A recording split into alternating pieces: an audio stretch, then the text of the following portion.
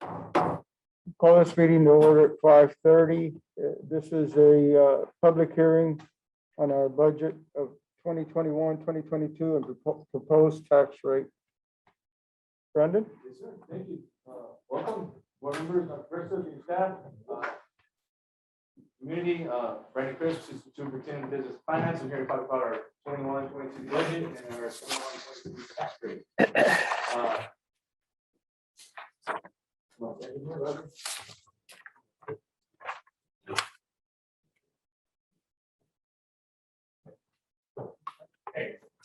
Tonight we'll be asking the board to approve 3 budgets that make up the majority of the district budget. The first one will be general fund, which is our 161 budget. That's our maintenance and operations budget. Our child nutrition budget, we're working at and his team. They work through their budget. That will be also with up. Then our debt service, which is our INS, it's our debt. Then we have to do back for all the capital projects that we have passed in previous bonds. We'll also have the board tonight take a look at our taxable values and then look at the proposed tax rate. And tonight at the regular special board meeting, we will ask the board to adopt our 21 tax rate. So let's start off with our general fund budget. I'm going to start with the end in mind and get right to it. The board, we're going to ask the board to approve per policy the general fund by function. And each function is broken down for you. I'll start with revenue. On your top line, you also have this in your handout that I have for you if you can't see it up there. But what we're looking at, start revenue, local represents any local taxes, any local revenue that we gain that's not dealing with the state of Texas in our foundation payment. And so we're looking to collect, and this includes penalty and interest, delinquent taxes, and our normal M&O tax rate, or tax roll, about $43,800,000 in taxes. And then based on our formulas that we use in our state template and working with the different formulas for all the special programs, our state aid, which is our foundation school program, we're looking to get around 96 million. And that's pretty much in line with what we had last year. Using our demographics and using our ADA and looking at enrollment, that's what we're trending for our projection. And then our last budget here is kind of federal budgets. These are different budgets that we receive that are federal funds that aren't titled. Example would be SHARS reimbursements. Those are special ed programs that we can get reimbursed for. And so there's a significant change in that one. It's a little bit lower, usually around 4 million. But because of COVID, we're not able to get reimbursements on a lot of those programs because they didn't happen because we weren't here in school. So total revenue that we're going to start off the school year with projecting is about 142 million, 142.5. And that jumps us into what our expenditures are going to look like. Obviously, function 11, which is the first one, is instruction. That's where the majority of our budget goes to. That's about 82 million. And then you kind of go through the first probably 10 rows up to pupil services are all campus-based budgets. And so you have instruction, you have media services, curriculum, CNI, curriculum instruction, staff development for teachers. You have instructional leadership. And then you have school leadership, function 22. You can see that's also a big pocket of money, about 8.3 million. That's all your admin, all your office staff on the campus. Then you have guidance and counseling, social workers that are on campuses, your nurses, health services. And then we get into transportation, people services, 5.6 million. That's another large bucket. You have a huge transportation department with many employees. And you have your food service. This is a low budget because once again, Winston has his own budget, and you'll be looking at that next, not adopting the 240 budget. That's where more close to this expenses are out of. And then you have your extracurricular budget, which is function 36. That's about 4.8. That's all your coaches, that's all your fine arts, that's all your STEM, that's all your UIL. And so that's a large budget as well. And that's campus based. And then you have your central office budget, plant maintenance and operations. That 16 million makes up the next biggest bucket. That's facilities and maintenance, but that's also utilities and insurance. So about 6 million that is fixed costs that we have to set aside for all our utilities for the district and property insurance and those types of things. And then you have your data processing. That's your technology department, teams department, community services, debt service. That's a small budget because once again, there's another budget you're going to adopt that deals with debt service. And then facilities acquisitions and construction. That is our any capital projects. That's function 81. That's anything we add on top of like any bond projects. And so we have about 500,000 in there because we do E-rate out of there. So we have some E-rate projects and that's reimbursed. So we really don't have anything in there right now. And then we have some shared partnerships with other outside entities. So total expenditures is about 146.5. So you're going to see that this is our first time for many of you. I was reflecting. This is for Mr. Bernal and Mr. Carrillo.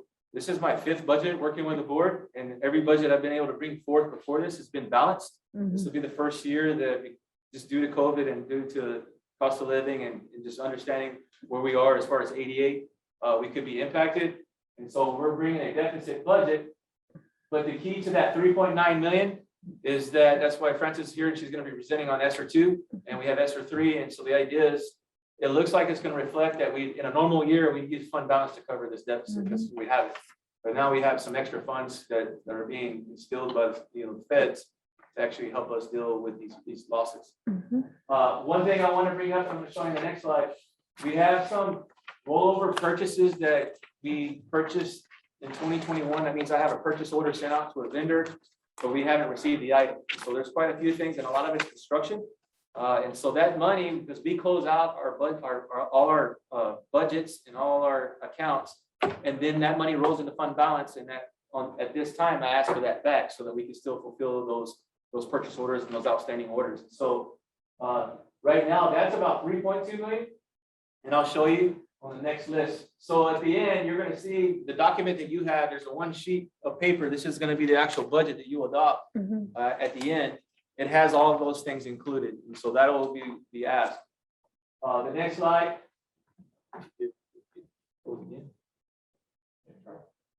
The next slide is all the rollover purchases, and I broke it down by function so you can see. In function 11, we came and asked the board if we could buy some furniture for the STEAM Academy at Hidden Cove. Well, we received a lot of that furniture. We haven't received all of it, so we haven't paid them yet. But we're going to get it, and so then we want to end up paying that bill, and so that money is going to roll back into fund balance, and I'm asking for it back tonight. And so you can kind of see there's different things from different departments, and really the biggest one is going to be our construction projects. That 1.9 million. This includes the money that we have for the natatorium that we asked for, that the city's going to reimburse us. We haven't got that yet, but we will. And this includes Snowvid, this includes Spicewood renovation that we had to do. This includes Southwest High School renovation that we asked the contractor to go ahead and do. So about 1.9 of that's all in reimbursable type, expenditures that we're going to get back from either insurance or from the city. And so really the rest of these are pretty normal, these others. For a year that we usually have rollovers where we buy stuff in the summer to get ready, and then they don't come in time. But we want to put those back in the budget so that we can pay, and it doesn't impact next year's budgets. And so this is the finalized copy, which will be the document you see. So on your next page, all inclusive with our revenue versus our expenditures, and it's about 7.2. Remember, 1.9 of that's going to be reimbursed by insurance or city, and then the 3.9 of that's going to be made up for SR2 and SR3, and then the rollovers. These things are already budget items that's going to roll into fund balance that we're going to ask for back. So any questions on that, just so that we understand how this is going to be proposed. So going real quickly, just to the pie graph, I like to show this just so you see where the money goes. So if you ever get questions, where's the money going? If you have a huge budget, you can see 82% goes, 82 million goes to instruction. Our next biggest goes to plant maintenance and facilities and maintenance, but you remember 5 million, that's just utilities. Another $1 million is going towards property insurance, and then we obviously have the rest of it. We have a huge payroll at facilities and maintenance, and then we have budgets to take care of our buildings. The next spot is your campus admin. And then a lot of these other ones are all campus. And then always want to point out, because sometimes you get this, general administration, which is your central office. Are we spending a lot of money in central office? And that's about a 5 million out of the whole budget. So it's not a big amount comparable to some of these other buckets. And then by object. And when we talk about deficits and budgets and moving in the future, we always have to look at where's our money going to? Is it going to supplies, products, services, or salaries? And you can see that the majority of it, 116 million out of that 142 million is going towards salaries. So this is all the compensation, this is all our substitutes, any kind of budgets that deal with salary, that's where the majority of the funds go. And then the state asked us to allot certain programs. We are required to fund from our foundation school program certain allotments. And you can see here, we have an allotment for GT, for career and technology, special ed, comp ed, which is your SE or at risk. bucket of funds, bilingual, and early childhood. And we get these funds based on our population. So these are formulas we have to put in, and they tell us how much we're going to get on that. One that really increases in our pre-K early childhood. And that includes our early childhood funds that we use for literacy programs in K through 3, but also to help us with our pre-K program. Questions on the programs. And then looking at campuses, and so we try to do a very good job of spreading the wealth. We base it on formulas. We're Title I campuses, so we have to make sure that we're allocating comparable. So you can see here the two large triangles there represent our high schools, Southwest Legacy, Southwest High School. And then you have CAST, you have your 4 middle schools, and then you have your elementaries. Elementaries are different, and they go up and down, but I wanted to share in some of these campuses, and I'll start with elementary because those are the ones where we're seeing some of the lower enrollment. As you see, as lower enrollment happens, it's costing the district a little bit more money because we have less students, but sometimes we're not able to get rid of teachers because, example, like would be bilingual program. If we have one bilingual teacher in 3rd grade and there's only 10 students, we still need to provide that service. And so also there's some campuses that have tenured teachers. They have experienced teachers that have been here longer. They're going to cost us a little more. And that example would be like Bob Hope. They have a very tenured staff. And so you can kind of see, and I wanted to show you this so you can kind of see the breakdown. We try to keep it where we're spending with equity across the board, but we're starting to see this because you have to take into account the tenure of teachers and then how many students are going. And the theme is if you are lower enrollment, it's costing us a little more. So it really helps us to actually get that enrollment back up.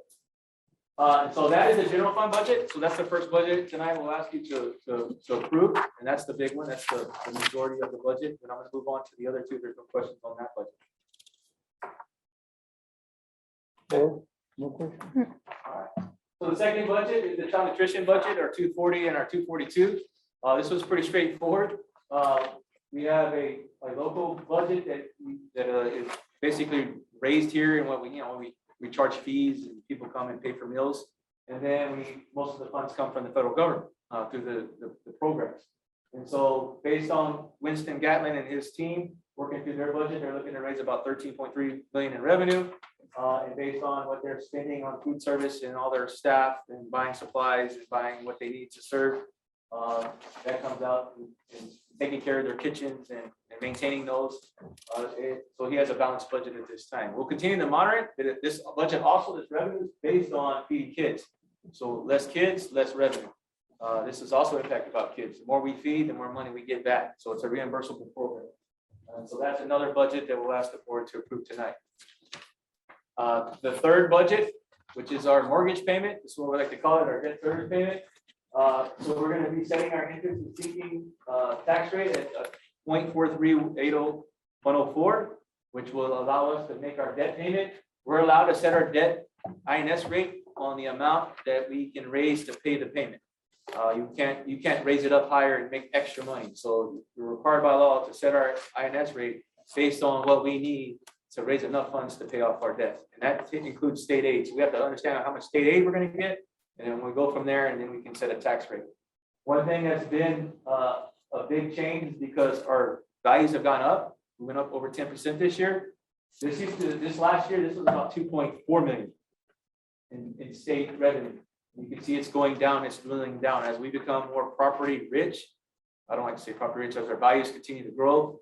The state aid, especially in the IFA and EDA program, where back in the day when we would do bonds, the state would pay for like half of it. And the taxpayers would only have to fit the bill for the other half. And so that's kind of changed. So our mortgage payment this year is $20,050,540. And as we get set to do refundings, that's why we do refundings, because we want to try to get these payments down and make room throughout the next 20 years so that if we want to do another bond, we can keep the rate the same, but add debt so that we can do another bond and take care of our facilities. So that's the sheet that you have on your desk in front of you. This column right here is our general fund, the first group that I went through. The middle column is our 240 budget, which is child nutrition. This third column here is the debt payment. So that's what it looks like. And every month I bring you changes and amendments, and we do a board amendment. This is the document that we're working off. Anytime we change, because I'm asking you to approve it by the function. So if we ever move money out of function 11 to like function 13, it requires your approval. And that's what we do every month when we bring those forward. So that's the budget piece, and I'm gonna move on to the tax rate unless there's any more budget questions. Okay.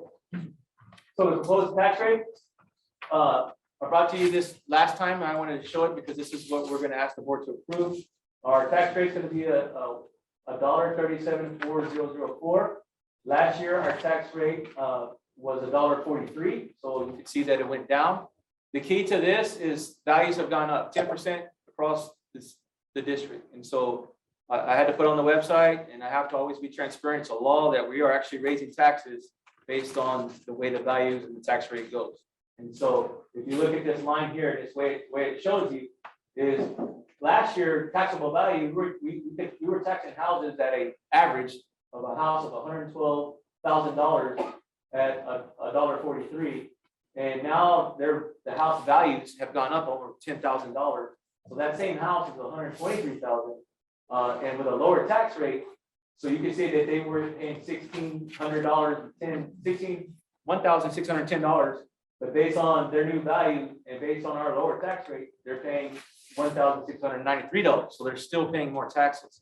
So that's key when we're out in the public, that we are not raising taxes, but their values are causing them to pay more taxes. We're actually lowering the tax rate because if we did lower the tax rate of $1.43, this would be a lot higher. So taxes went down, but they went up. Correct. Tax rates went down, but your tax bill went up. And so that's a difficult conversation to have with people so that they understand. And so I just wanted to share that with you. So as we go through that, that'll be also. And so I just want to show you the values again, 10% growth. First time we're over $4 billion for property value, which is great. We also have to talk about House Bill 3 and the changes. So tonight I'll ask the board to approve the no new revenue tax rate. This is the tax rate that we would have to set if we wanted to raise the same amount of revenue that we did last year. And so we can't go over that. The other part is this $1.3704, which is the voter approval tax rate, means that if we set it higher than that, we would have to do a TRE. I know that you were with us when we did the first one. It's, you have to go out and have the public approve it. And so we are under that or right at it. So we are meeting compliance. And so the board will have to approve that tonight. Also wanted to show our top 10 taxpayers. So this is a list that just came out that these are our top 10. Most of these have to do with Toyota. You can see that Toyota is our biggest. I mean, that was probably our biggest jump when they came on back in 2015. And then we've kind of continued to grow. One group up here I will share with the board that's no longer on this list. They used to be around 50 million, West Lumberjay. They have pretty much picked off and moved. I don't know what's going on, but they're not even in the top 10 anymore. So that's something to watch. As we start getting more of these in, we watch them. We're seeing a lot of growth in our property values with residential. But we do have some growth here on like Carrier Corporations out by Toyota. They're the ones that make all the AC units. They have a big factory out there right next to Toyota. And so that value is actually a lot lower. So they've grown the value a lot. So is the Virgin plant, or the one that makes the noodles right there by North Park Toyota. And so we have some real growth in those. And then Amazon, I'm sure next year when they get back into our values, we'll see them on the list. Which one did you say left? Schlumberger, which is the oil one was over here off Fisher Road, right over there behind North Park Toyota. They used to have all trucks. They've kind of pretty much deserted that place. So that impacted our roll because they're about 50 to 60 million to our roll there. So, but they've been replaced. But it's good to keep those industry partners because they help us with our property values. Do you anticipate a number for Amazon? I do not, because I'm not sure, because you know they're similar to Walmart where they sell products. So I look at the Walmart number because this includes the Walmart stores that we have kind of on our borders. The one that's Ray Ellison, and then property that they may own in the district. So I'm assuming that they may be up above that. I'm not sure. We'll probably get a preliminary next year of what they're into. And then I just wanted to share with you before we end our fund balances, and just so you have a running document. I don't see any changes in fund balance being impacted. We're going to use Esther to meet any deficits for the budget. Like I said previously, all those rollovers that may go into fund balance, that's what I'm asking for back so that we can still make payment on those construction projects and all the rollover purchases. So questions, comments? Thank you, sir. No, I was glad you made it. Like I said, I had a phone call about that. Tax rate. Yes, sir. When are we expecting that reimbursement from the city? Because I know you've been telling us Well, for a while. So they approved it August 5th. They approved our final MOU. So we worked through it. It took us 6 months with lawyers and just negotiating, and they dealt a lot with construction things that they wanted to see in the project. So they approved it. Now we have to get on. They have a new system that we have to be a part of to actually draw down. So we're going through that process to get accepted for their system, and then we're going to send them our documents because we're pretty far into the project. They've been watching it, but now we got to start invoicing them and give them backup material. So hopefully September, October, we're getting our money back, because we're pretty much spent all of it that they were going to pitch in. Mhm. All right, thank you. At this time, is there any public comments? I'll ask one more time. Are there any public comments? Hearing none. This hearing is adjourned. 5:51. Unless anyone needs a break, we're gonna go right into the next public hearing. Call the order, public hearing 5:41 on the Southwest ISD SR2 plan. Yes, sir, we have Ms. Franz, of course, who's going to go through and present the public hearing portion of our obligation for federal SR. Good evening, everybody. evening. I'm going to introduce the SR2 Elementary and Secondary Schools Emergency Relief Plan. So in June, you approved SR3, which actually opened before SR2. So this is a new federal program that has come out. The intent of this program is specifically to help schools and school districts make sure that they can open and maintain safe schools with the effects of COVID. So it is specifically targeted because the federal government understands that we had to pay more money out and that people would be in deficit. So there are, you can go all the way back to the year 2020 in this grant. So I'm going to go through this public hearing of the plan so that we can approve it before we apply for the actual federal grant.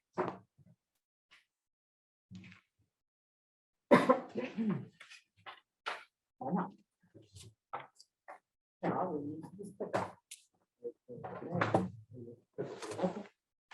So SR2, the grant amount was a little different. SR3, you remember, was 32 million. This one is 14,664,502. Our intent was to apply for it September 1, based on the outcome of the meeting today. You are allowed to go back to 3/13/2020 to make up any type of payment that may be in deficit. We will not have to go back that far for this. We're only going back one calendar year, this school year, and that is all, as Brandon has shared with you in the budget to help make that. This is to cover the cost of COVID and anything that the district has incurred, including payroll costs, transportation costs, sanitation equipment, or anything that might help mitigate any type of learning loss. This grant only lasts for 1 year, and the funds may be rolled over for 1 additional year. It will run concurrently with SR3. SR3 ends in 2024. This grant also had a steering committee. We had 32 people on those original steering committees. They all made up different types of subcommittees that included the items that are allowable for ESSERs, which are learning loss, targeted interventions, operation and continuity of services, CDC mitigation, that's also including sanitation, leadership, rounded education, and the one that's not on here is social emotional learning, because we were able to get everything that we required out of SR3. And so that's already into full effect. These had campus members and cross-divisional members in all of these committees. We also had to complete consultation with our community, which meant that we sent out surveys to both the staff in our district and parents. We received over 1,500 responses, which basically meant we had 4,500 clicks on one thing that somebody wanted or another thing. So that was a very good response time for us. We have allowed this survey to continue to stay open because these grants are living documents and we can continue to amend, to add things to them and change them. When we do that, we will bring it to the board for an amendment. We also use the information from our parent committees that happened in May because they wanted about $50 million worth of items. So the things that did not get approved in SR3 came back to SR2 to allow those parents' voices to be heard on this grant. And then today we're having the public hearing to share the rest of that information. In your board packet, you received a copy of the survey as it stood last week. So in SR2, our plan, of course, is to cover learning loss. It is the number one thing parents ask for. It is the number one thing that is on their minds to make sure that their students, no matter where they're at, receive high quality education and make up the gap that might have happened due to a COVID loss or school closure. We are asking for high impact tutoring, and you'll hear more about that high impact tutoring later. New laws were passed for that. And we have about $2 million set aside for that. We also are asking for payroll costs to have virtual learning opportunities, including general ed homebound teachers, which increased this year for the allowability of that. We're asking for instructional materials, additional textbooks, and other type of instructional supports that may be needed, including licensing software for students both at home and at school. And then additional acceleration programs to allow students who may have missed a class or who need to catch up a class or accelerate in the class, the opportunity to do that during the summer programs. We also have operations and continuity of services. This is district-wide. This will be payroll costs for any type. It could actually be payroll for any type of personnel. At this time, we are looking at having tutors and subs to help schools as they begin schools and start up. We have substitutes on call in case somebody is out due to illness or just needing a professional development.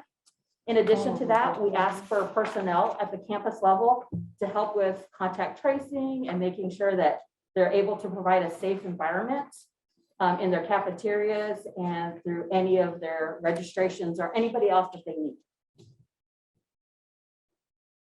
We have CDC mitigations and safety. And for that, we're asking for any of our barriers, our personal protective equipment, anything that we may need to keep the safety of our teachers, our staff, and our students at all times, and to make sure that we have great distribution of all of those products, including distribution for water and other safety supplies. And then we're asking for additional help if our level gets higher for any possible close contact that we may need help with contact tracing. And we wanted to provide the opportunity to have subs come in to provide that guidance, not only to parents, but to make sure that people receive phone calls in a timely manner. We have targeted interventions. This one is a lot of the work that didn't quite get finished with SR3. So with that, we are getting flexible furniture so that students don't have to move all around the place. They can actually take their desk with wheels and move them around to other places. And so they have a protective area where they have barriers, etc. And we can still maintain the social distancing in classrooms. Then we're also going to provide safety outdoor equipment. It was the #2 thing that parents actually put on the survey, that they wanted to see some new items for more outdoor play. They want kids outdoors again. And so that is something that even the parent group had asked for. And then special programs for identified special populations of groups to make sure that they have something additional for their learning loss. And then lastly, we wanted to make sure that we had transportation for some of the kids that need to come to school to go to Saturday tutoring, after school tutoring, summer tutoring. We needed to make sure that everybody received a ride that needed a ride to get to these programs, and possibly providing them food for all-day tutoring or things of that nature. Lastly, and one of the last items that were on our list was actually to provide some leadership and some professional training to our principals and our administrators on campuses to help lead the work of post-pandemic SELs, leadership, and to ensure that our principals are ready to answer these questions that are coming up now due to the effects of our pandemic. That is our plan, and that's what we'll be coming to the board today to ask for approval of. And do you think there would be any House bills that would help with that? You know, this budget that we voted. These, all federal grants, especially this one, it came out later. It came out after number 3. They're going to change as we have new House Bill 4545. And as they change that, that actually came after SR3, before SR2 was released. That's why we included it into this section. So as TEA and as the government changes some of the rules, that's why the federal is a great grant, because it allows for amendment at any time. The only difference is for federal grants, we need to let you know as the school board of the difference in the plan, and that to make sure that we leave the opportunity for parents to have input on the plan. So those are the things that you'll be seeing from this plan, that anytime we make a large amendment that is beyond the scope of this work that you see, it'll be brought here so that you will be notified, and that we have to indicate how we let the parents be a part of that decision. I can add this. There's a Senate bill, and I think it's going to be heard today, the Senate Bill 12. And if Senate Bill 12 goes through, that's a virtual funded program from the state of Texas. And right now, we're running 300 students in a non-funded virtual program. And we're using ESSER funds to cover that cost. And the intent of ESSER funds were to mitigate learning loss, were to create opportunities, were to deal with SEL, were to make sure we can acclimate our students back. It was never intended to fill the gap of the operational side of the district, but we're having to use those funds that way. So I know through our Bear County Education Coalition, we're drafting up an op-ed that we're going to send out and drafting letters to the governor, lieutenant governor, about really asking for the hold harmless to kind of be intact. It is not right now. So basically, for those 300 students, we would not create the revenue. We can fill the gap with ESSER, but that was never the intent of ESSER. ESSER was supposed to be used other ways, but we're in a survival mode right now. So to answer your question, if SB 12 were to pass and we can move some of those students from our non-funded program to our funded program, then we can reallocate some of those funds towards more opportunities for students and tutoring, high impact tutoring, and other opportunities. The other House bill I was looking at was House Bill 233, I guess, with the accelerated number going from 1 to 3 to 1 to 10. It's going actually from 3 to 4, and with parent permission, go up to as high as 10. Yes. But that we have to be amending those kind of funds too for those kind of situations. Well, that's an unfunded mandate. So that happens. So they're not giving us any extra funds to do that. And so I think they're not funding it now because they know we have ESSER. The expectation is they're requiring us to do that. And so ESSER would be the way we would pay for that. Because school districts are not getting any funding for 45, but they're requiring us to have teachers work after school and pay them and pay for transportation and food. And so it's going to be a cost to districts. And I think that SR2 and SR3 is what they're relying on for us to pay for. So even if they change some of the rules, it's still going to be a cost to the district that we don't have in our budget to cover. I just wanted to. Yeah.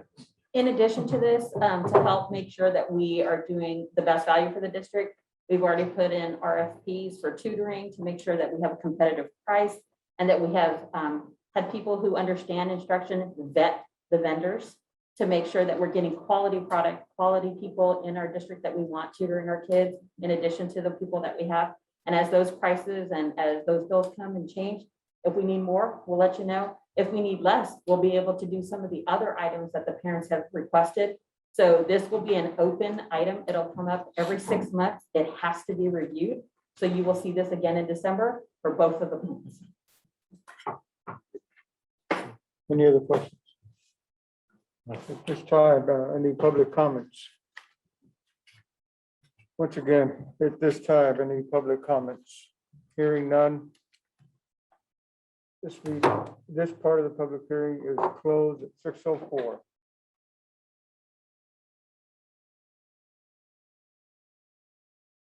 we will go directly into the special meeting on budget, which we will call the order at 6:04. Yes. There you go. Yep, Sir. please. Good evening, board member. Really great to see you on this August 31st day before we move into September. It's been a really great week and 2 days of school. A lot of excited youngsters are here, and so we're really happy to be receiving our students back into our campuses. To start off our meeting, I'd like to introduce Mr. Roger Campos, who's going to lead us in the invocation, followed by the Pledge of Allegiance. Please bow your heads. Heavenly Father, we come to you today asking for your guidance, wisdom, and support as we begin this meeting. Help us to engage in meaningful discussion, allow us to grow closer as a group, and nurture the bonds of community as we make decisions that may affect the students, staff, faculty, alumni, and friends of Southwest ISD. And continue to remind us that all that we do here today, all that we accomplish, is for the pursuit of truth, for the greater glory of you, and for the service of humanity. We ask these things in your name. Amen. I pledge allegiance to the flag of the United States of America and to the republic for which it stands, one nation, under God, indivisible, with liberty and justice for all. Under the Texas flag, I pledge allegiance to thee, Texas, one state, under God, one and indivisible. Thank you, Mr. Campos. Thank you, Roger.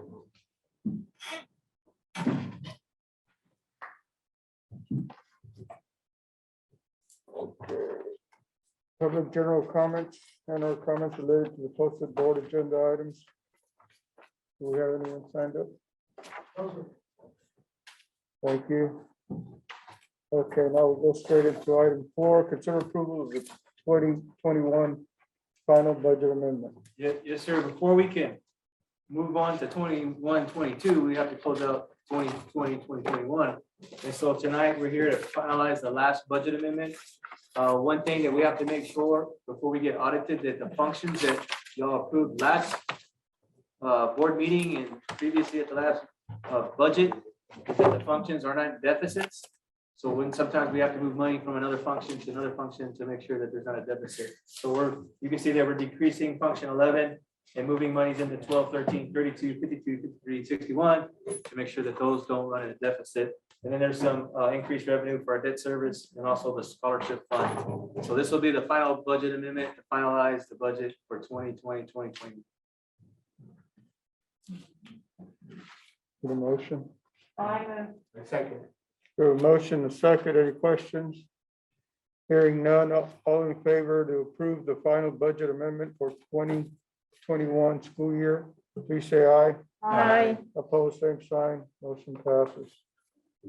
We will now go into considering the approval of the 21-22 Yes. district budget. Tonight I'm asking the board to approve the 21, 22 district budget as presented tonight. A second. We have a motion and a second that the board approve the 21-22 district budget as presented this evening. Any questions? Hearing none, all in favor, please say aye. Aye. All opposed, same sign. Motion passes. Thank you.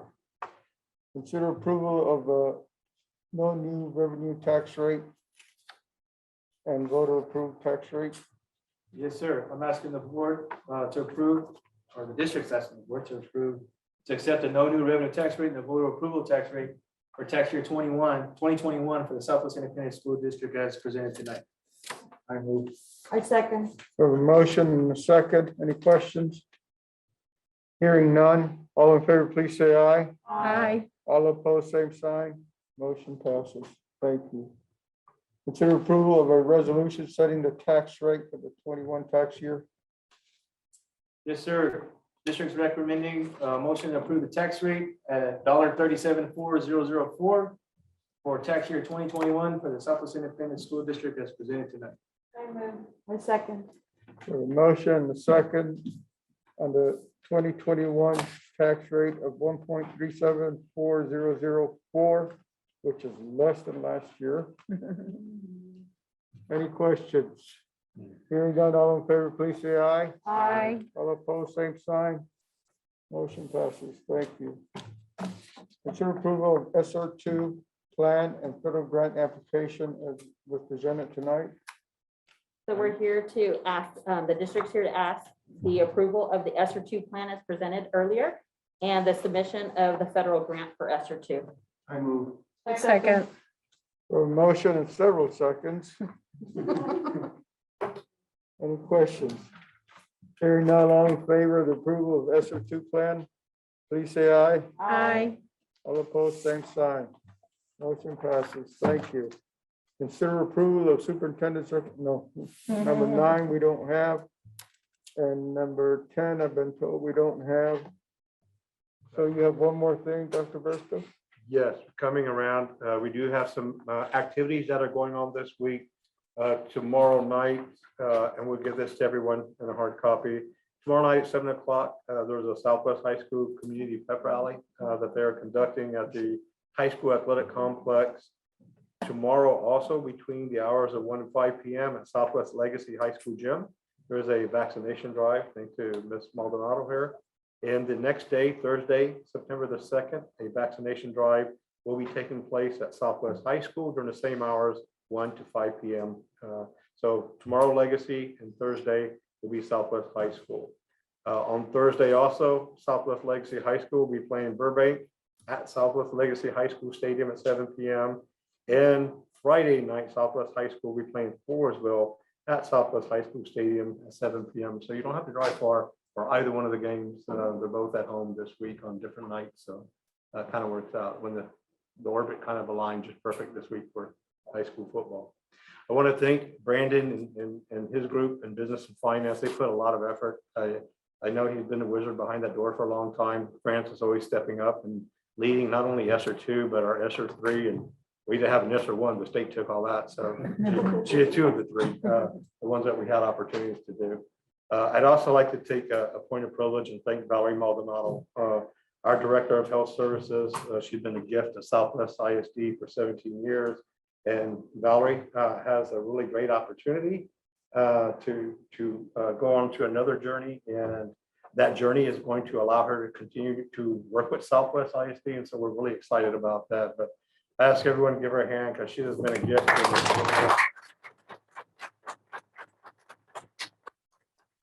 She'll be part of our process of finding our Director of Health Services here, who will be working right along with her in other aspects.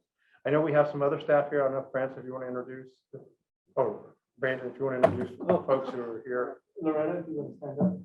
This is Loretta Zavala. She's coming back to Southwest. She's taking over Francis' old job. She's going to be the Director of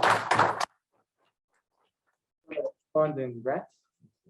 I know she got a chance to go meet everybody earlier. So. That's anybody. You want to introduce Brandon? We have Brandon Medina here, former Southwest Dragon, coming back to work in the community. He's our district and community relations specialist. Brandon guaranteed 1,000 new students by December. So, the rest of us we just been here for a while. On behalf of the board, welcome Ms. Zavala and Ms. Medina. And Valerie, we miss you already. Board members, any comments? I don't think you introduced the new Director of Communications. Our Director of Communications is Mr. Roger Campos.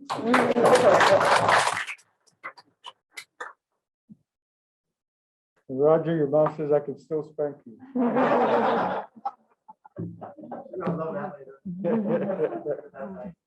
Okay, with that in mind, this meeting will close at 6:14. Adjourned.